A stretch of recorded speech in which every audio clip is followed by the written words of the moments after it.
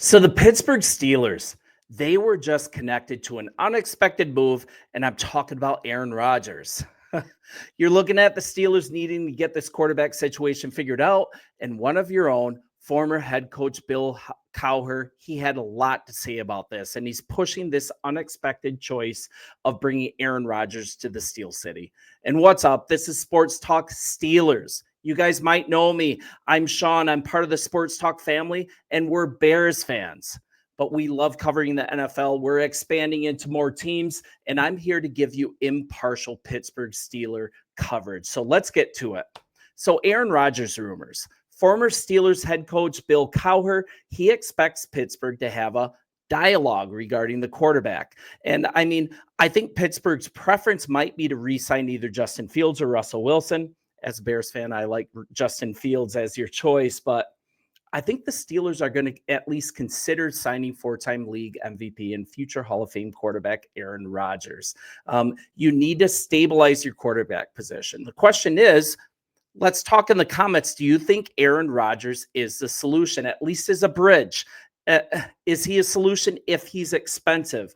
Let me know. We'll chop it up in the comments. So let's get to what Bill Cowher had to say. He said that the team's brass is definitely going to have a dialogue regarding Rodgers, and he actually thinks that it may have already happened. I mean, Rodgers, he's free to speak to teams right now.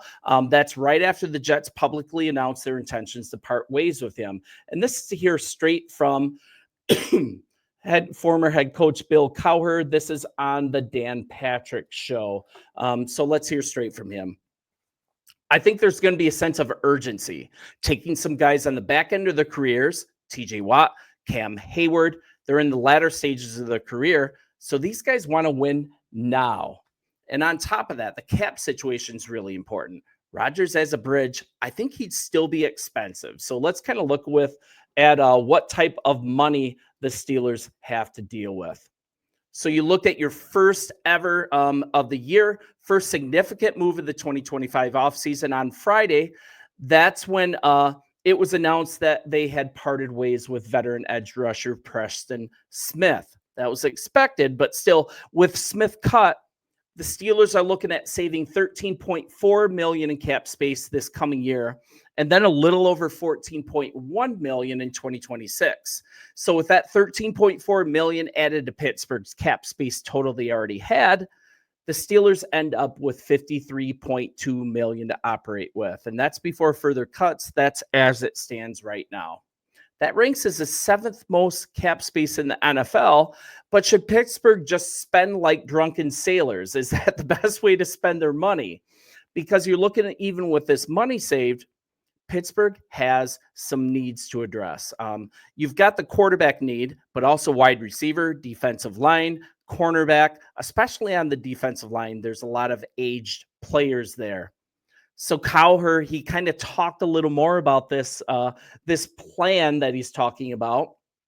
That's a big part of what they want to do, but you've also got to have a plan moving forward at quarterback, especially at that position. There's going to be a dialogue, but those will be conversations taking place in the building, not publicly. So he also alluded to Fields and Wilson being choices. You guys know they combined to lead the Steelers to a 10-7 record last season.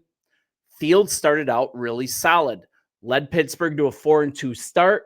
Then Wilson came in, won 6 of its first 7 starts after replacing Fields. But at that point, it felt like a foregone conclusion, right? The Steelers are going to re-sign Wilson. He's throwing moonballs. He's looking really good. 414 passing yards in Pittsburgh's Week 13 win over the Bengals. Excuse me. That marked the second highest single game total for his whole career. But then the wheels fell off. Wilson and the Steelers struggled after that. Pittsburgh lost its final 5 games that included an ugly, just a disappointing 28-14 loss to the Ravens in the wild card round yet again. Mike Tomlin always finds some way to get you guys to the playoffs. It's really impressive, honestly. I wish I had that type of letdown as a Bears fan. But we're looking at Williams' regression during that span. I think it's led to continued instability at quarterback. It's a big decision that's got to be made, and there really hasn't been any stability since Big Ben. And this is a kind of hear a little more from Cowher. I don't know where they are right now in terms of the quarterback situation with Russell and Justin. I think a decision has to be made. What's the future plan? What's the plan in the interim? Look no further than team president Art Rooney II. He thinks the team's preference is to re-sign either Fields or Wilson. Fields appears to be the better option of the two, given his age. He's only going to be 26. How well he played last year, I think he still has untapped potential. But honestly, re-signing Fields, it isn't a sure thing. The Steelers need to make him a pretty generous offer. I think re-signing with them, it's going to have to be a good offer because he's going to hit the market and be a free agent for the first time in his career. And I think some teams are going to be willing to pony up. And this is where Rodgers comes into play. Steelers don't re-sign Fields. What do? Rodgers could be a bridge. And I think if you look at it, his age isn't great. That prevents him from being a long-term solution, right? But the Steelers could try to still squeeze whatever football is left out of him, just like they tried to do with Russell Wilson. You're looking at 2024. The Jets were kind of a dumpster fire, but if you really look at it, Rodgers was pretty good when he was healthy, at least from a stat standpoint. And I want to kind of lean into this a little bit. He finished the season 8th in the NFL in passing yards and touchdown passes, 11 interceptions. That might not sound great, but that matched the total thrown by Patrick Mahomes and Jordan Love as the replacement in Green Bay. So let's really look at the hard numbers.